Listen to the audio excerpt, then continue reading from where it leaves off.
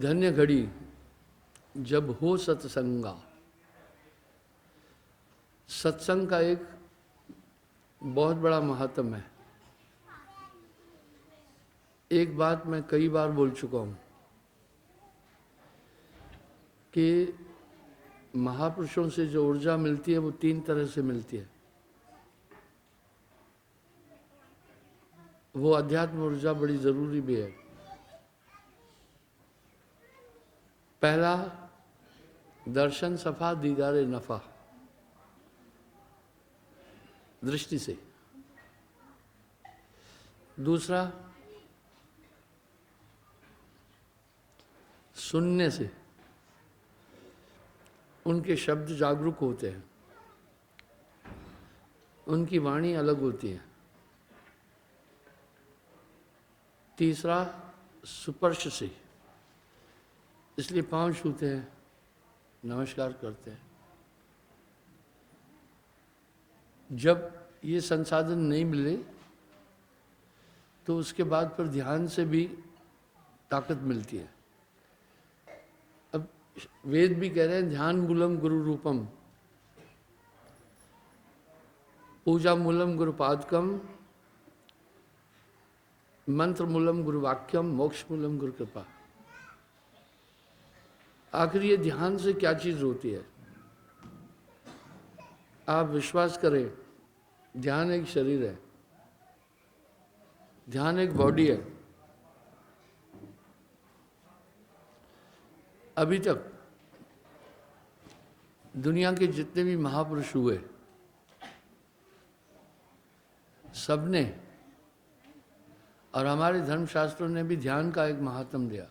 साहब ने थोक शब्दों में एक बात कह दी, जो कुछ है वो सुरति है, जो कुछ है वो सुरति है, कहे कबीर समझाए। इसका मतलब एक बड़ा जोरदार एलिमेंट है। वो परमात्मा खुद सूरत का सागर है। जैसे हम सुरती उनकी करते हैं तो एक ऊर्जा अंदर प्राप्त होने लगती है। आप ये वनस्पति जगत को देख रहे हैं, खेतीबाड़ी को भी देखते हैं, ये तो अपनी ऊर्जा पूरी जमीन से खींच रहे हैं। इनको वो सब कुछ चाहिए जो हमें शरीर के लिए चाहिए। इनको कैल्शियम भी चाहिए, इनको आयरन भी चाहिए, प्रोटीन भी चाहिए, विटामिन भी चाहिए। ये सब पूर्ति तो पृथ्वी कर लेती है, जमीन इनको ये ताकत देती है। लेकिन एक ऊर्जा इनको सूर्य से मिलती है, वो जमीन नहीं दे सकती है। अगर वो ऊर्जा नहीं होगी तो ये सूख जाएंगे, ये नष्ट हो जाएंगे। इसी तरह हम अपनी क्रियाओं से कुछ तो शुभ कर्म कर सकते हैं, बाकी चीज़ कर सकते हैं, लेकिन हम अपने अंदर के विकारों पर पूरा नियंत्रण नहीं कर रख सकते। इसके लिए गुरु का ध्यान बड़ा ज़रूरी है। गुर सुरति सुरधेन समाना। तो ये गुरु के ध्यान से एक ऊर्जा मिलती है।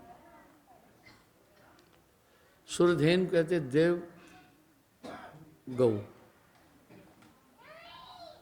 कल्प वृक्ष की तरह है। इसलिए ध्यान बहुत ज़रूरी है। मैंने लोगों को ध्यान के बारे में बताया, ध्यान एक एलिमेंट है।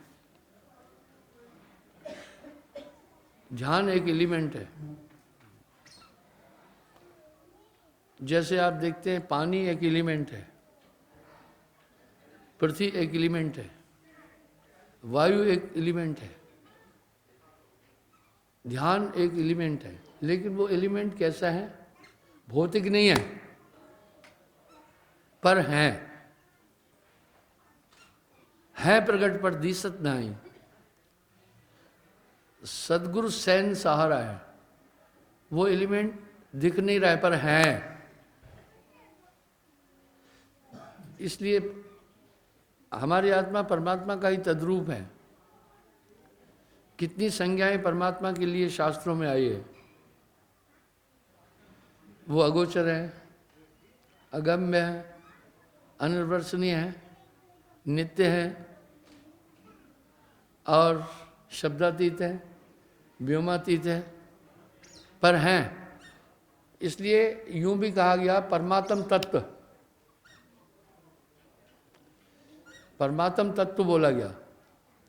तो इसी प्रकार हमारी आत्मा भी है। और वो कैसी है? स्व ऊर्जा पर आश्रित। अविनाशी क्यों है? हमारे शरीर को एक बाहरी ऊर्जा की जरूरत पड़ती है, अपनी ऊर्जा पर ऑटोमेसी है परमात्मा में।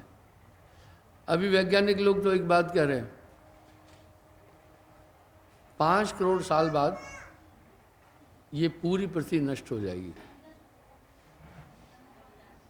ये पूरा सौर मंडल नष्ट हो जाएगा। ये नष्ट क्यों हो जाएगा? सूर्य की ऊर्जा खत्म हो जाएगी। जैसे आप देखते हैं दीपक जल रहा है, तेल खत्म हो गया तो बुझ जाता है।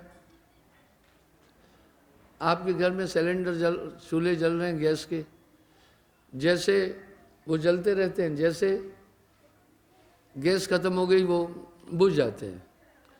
तो सूर्य के पास अभी सिर्फ ऊर्जा उतनी बची है कि 5 करोड़ साल तक की पृथ्वी को वो पोषित कर सकेगा।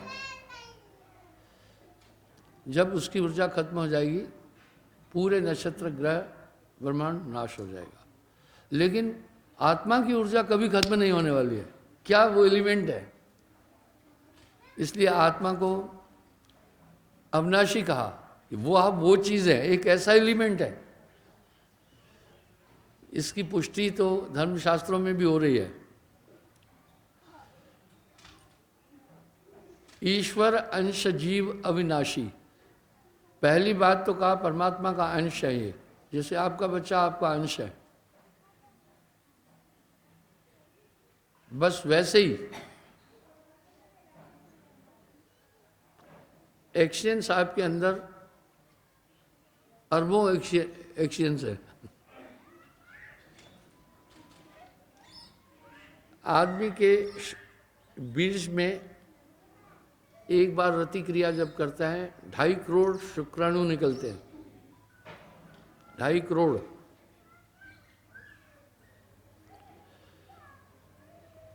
वो पोषित किस में होते हैं?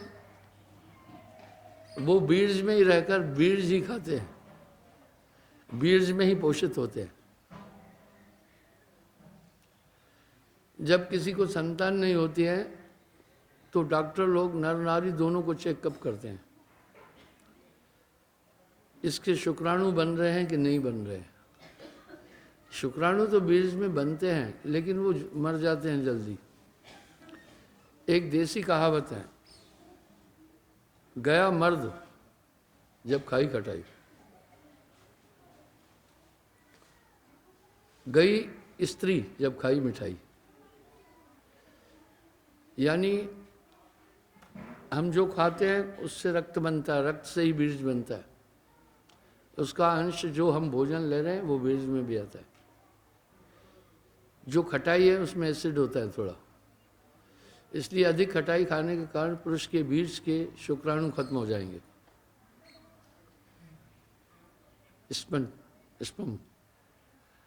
और मिठाई खाने से नारी के जो डिम्स हैं,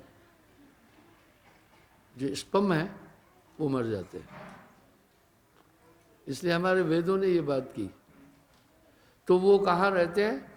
वो वहीं बीज में ही पोषित होते हैं। उनको खुराक ऊर्जा कहाँ से मिलती है? बीज ठीक वैसे ही है शरीर में। जैसे दूध में घी है, सार है, इस तरह जो हम भोजन खाते हैं, भोजन से सबसे पहले बनती है लार। लार से बनता है रक्त, रक्त से बनता है मांस, मांस से बनती है मंजा, मसल्स। मंजा से बनती है अस्थियां, हड्डियां, और अस्थियों से बनता है बीज। प्रकृति का एक सिस्टम बड़ा अनूठा है। अस्थियों से बनता है बीज। इसलिए जो हमने खुराक खाई है, जैसे दूध के अंदर सार घी है, इस तरह बॉडी के अंदर जो हमारी ऊर्जा का सबसे बड़ा संग्रह होता है वो बीज रूप में होता है। बीज ही बल है। जो नपुंसक लोग होते हैं उनके शरीर में बीज नहीं बनता, इसलिए उनमें शक्ति नहीं होती है। वो बहुत लंबे चौड़े तगड़े होते हैं और 1 मिनट में तो बहुत ताकत लगा, 1 मिनट के बाद लंबे खुद ही, गिराने की ज़रूरत नहीं, खुद ही औंधे पड़ जाएंगे। इसलिए आप देखो जो शिखंडी लोग हैं वो कोई काम नहीं करते हैं। और कभी कभी ये इनएफिशिएंसी थोड़ी आम आदमी में होती है, वो आलसी हो जाता है, ठीक है। जो बहुत बड़ा आलसी है उसको ये मत कहना तू निकम्मा है, नहीं, उसके शरीर में ये कमी है। पर ये तथ्य दुनिया के आगे कोई रख नहीं रहा है। उसके शरीर में वो कमी है, आलसी है। जो आप देखते हैं जो बच्चे स्वस्थ हैं इतनी शैतानी करते हैं, इतनी उछल कूद करते हैं, उनको करने दो उछल कूद।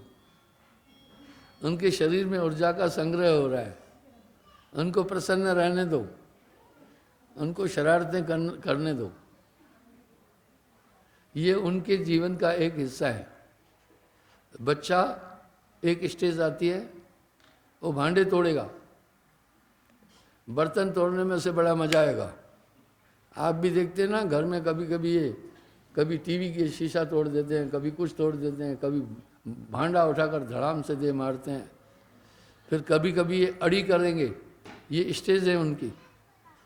फिर उस अड़ी के बाद फिर वो वायलेंस भी करेंगे, धक्का मुक्की करेंगे, ये स्टेज है। तो इस तरह से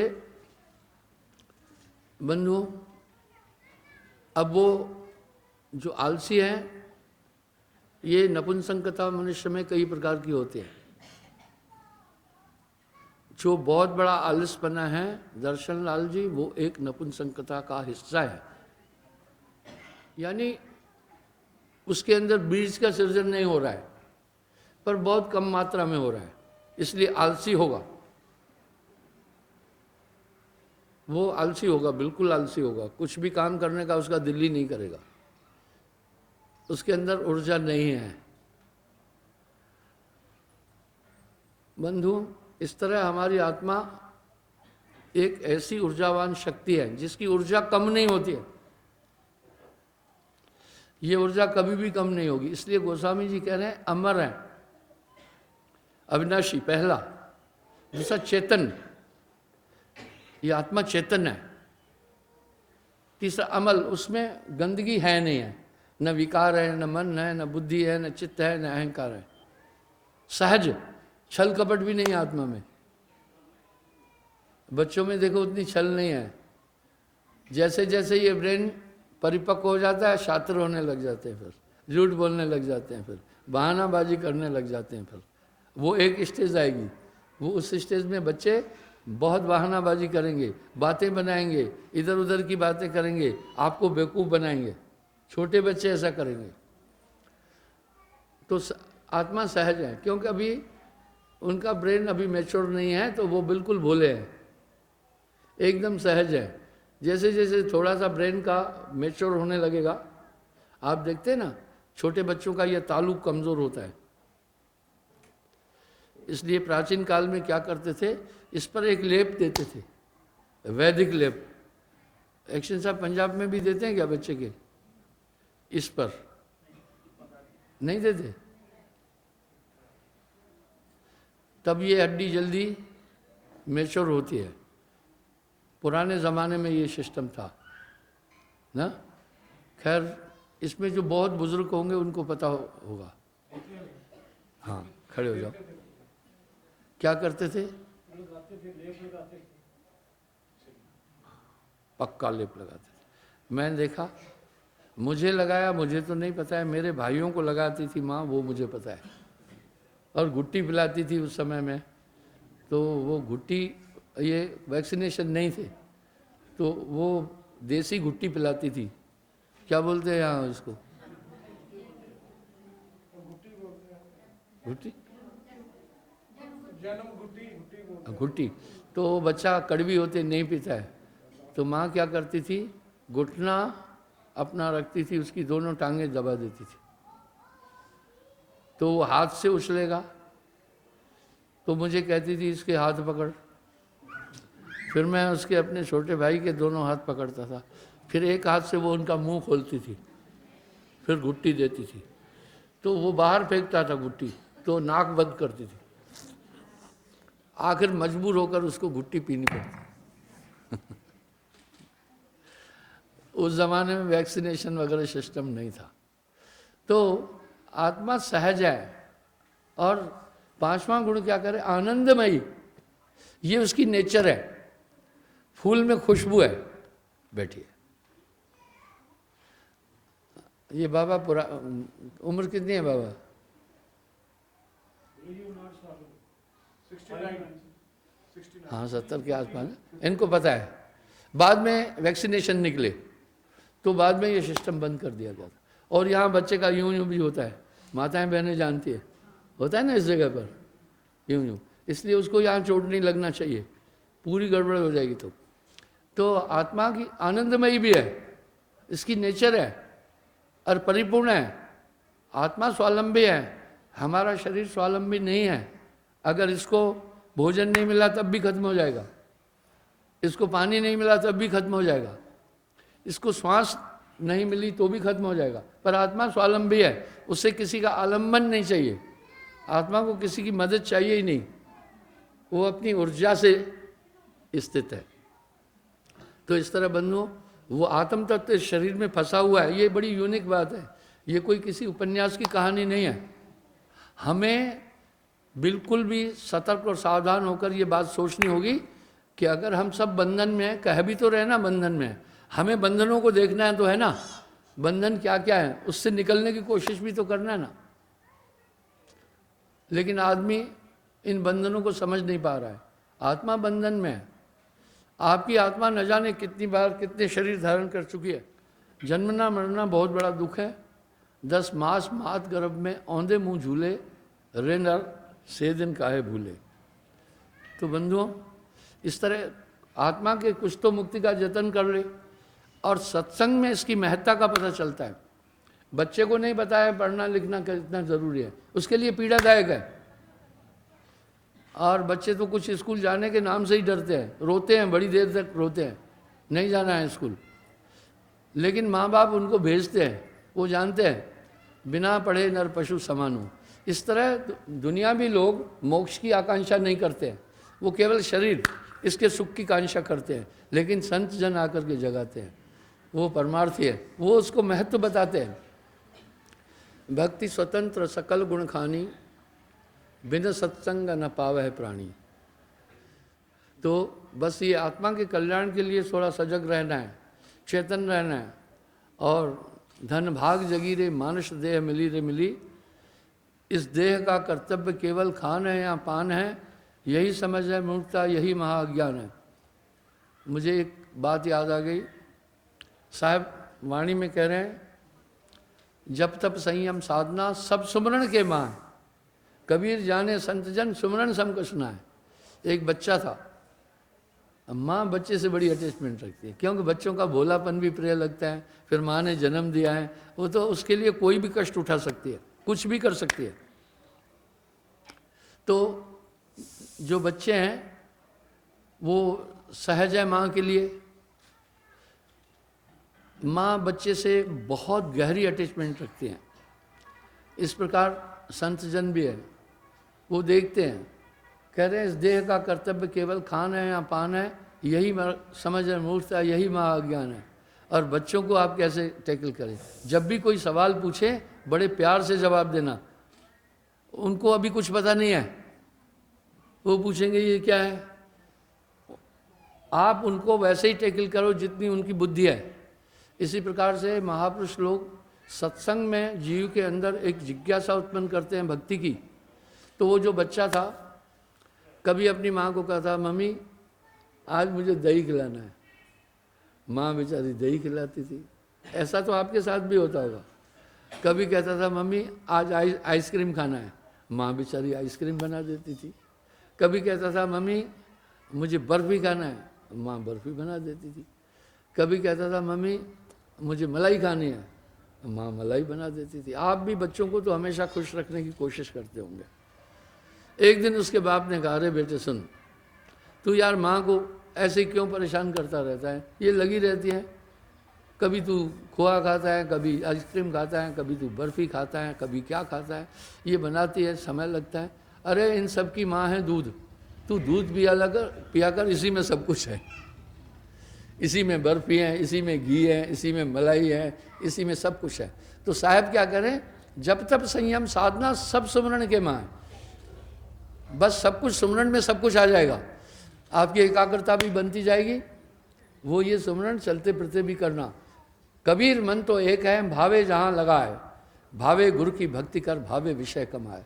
इसलिए जैसे माया मन रमा ऐसे नाम रमाए, तारा मंडल भेद कर तब अमरापुर जाए। हमने सिर्फ शरीर के लिए जीवन जिया है कि अच्छा घर हो जाए, बाल बच्चे पढ़ लिख लें। ऐसा नहीं करें कि खराब घर में रहो, लेकिन नहीं, कुछ तो मुक्ति का जतन कर ले, कभी कभी थोड़ा थोड़ा साहिब का भजन कर ले। इसलिए सुमरण करना, इसमें सब कुछ आ जाएगा। आप एकाग्र हो जाएंगे, मन की वृत्तियाँ रुकती जाएगी ना। वह साहिब का शब्द कितना प्यारा है। ये सुमरण से सुख होता है। पहला तो सुख होता है, सुमरण से दुख जाए। हाँ, दुख चले जाते हैं। कहे कबीर सुमरण किए साईं माए समाए। वाह। और गोस्वामी जी क्या कह रहे हैं, को अस मूड न जाए सुहाई। मूड कहते हैं बेवकूफ़ को। वो बहुत बड़ा बेवकूफ़ है जिसे प्रभु का भजन नहीं अच्छा लगता है। एक प्रार्थना क्या कर रहे हैं वो प्रभु से, कामी नार प्यार जिम। गोस्वामी जी कह रहे हैं जैसे कामी को स्त्री बड़ी प्रिय होती है, लोभी प्रिय जिम दाम। लोभी को रुपया बड़ा प्रिय लगता है। बोला जैसे लोभी को रुपया प्रिय लगता है, कामी को नारी, तैस निरंतर मोह लागे प्रभु तुम्हारा नाम। बस तुम्हारा नाम मुझे इसी तरह प्रिय लगे। नाम ऊब कर नहीं करना, नाम मजबूरी में और खटपट में नहीं करना, और ध्यान में टोटल के लिए नहीं बैठना, ध्यान में लगन के साथ बैठना, एक फैसला लेकर बैठना कि आज मैं अध्यात्म में कुछ आगे बढ़ना है। अगर पहले ही सोच के बैठो फुलके बनाना है तो ध्यान नहीं होगा, तुम फुलके ही बनाते रहोगे। और कहोगे आधा घंटा बैठ करके मैं फिर बाजार जाना है, तो तुम बाजार में घूम रहे हो और तुम ध्यान में नहीं हो। बस उस समय सब कुछ भुलाकर उसमें समा जाना है। एक नाम, एक ईश्वर तत्व में समाने का रास्ता है। जैसे प्यास बुझाने का रास्ता सिर्फ जल है, अंधेरे को मिटाने का रास्ता सिर्फ रोशनी है, इस तरह समग्र एकाग्रता का साधन ही प्रभु का नाम है। नानक देव जी कितना सुंदर फरमा रहे हैं, नानक जो निश्चिंत भजे रूप राम तह जान, वो उसी का रूप हो जाता है। राम एक तापस्त्र तारी, नाम कोट खल कुमत उबारी, कहलक करो मैं नाम बढ़ाई, राम न सके नाम गुण गाए। ये सुमरण की तरफ ध्यान देना पूरा, और वेला निकालना। सब चीज़ का तो टाइम निकालते हो, खाने का, नाश्ते का, सोने का, नहाने का, घूमने फिरने का, बस प्रभु के सुमरण के लिए टाइम ही नहीं निकाला। और जन्म तेरा बातन बीत गयो, रे तूने कभो न नाम जप्यो। आजकल यंग लाट बहुत ज़्यादा बिगड़ रहा है। मेरे यहाँ 3-4 लड़के पागल हो गए इस स्मार्टफोन के कारण, और निकम्मे हो गए। वो कुछ नहीं करते, बस दिन रात उसी में कुछ देखते रहेंगे। ये पागल करने वाला आइटम है, इसका कम से कम इस्तेमाल करो। वो डफली लेके आ गया है, इसका मतलब है उठ जाओ। पर इनकी गलती नहीं है, हमें आगे भी जाना है। तो भाइयों बहनों, ये चीज़ ध्यान देना, सुमरण की तरफ लगे रहना। बनत बनत बन जाई। जब आप श्वासा से सुमरण कर रहे हैं तो समझो 2.5 करोड़ 3.5 करोड़ रोम है, रोम रोम से सुमरण है। सुमरण श्वासों श्वास का। और साहब फिर कह रहे हैं श्वास सूरत के मध्य में कभी नहीं आ रहा हो, सुमरण नहीं भूलना।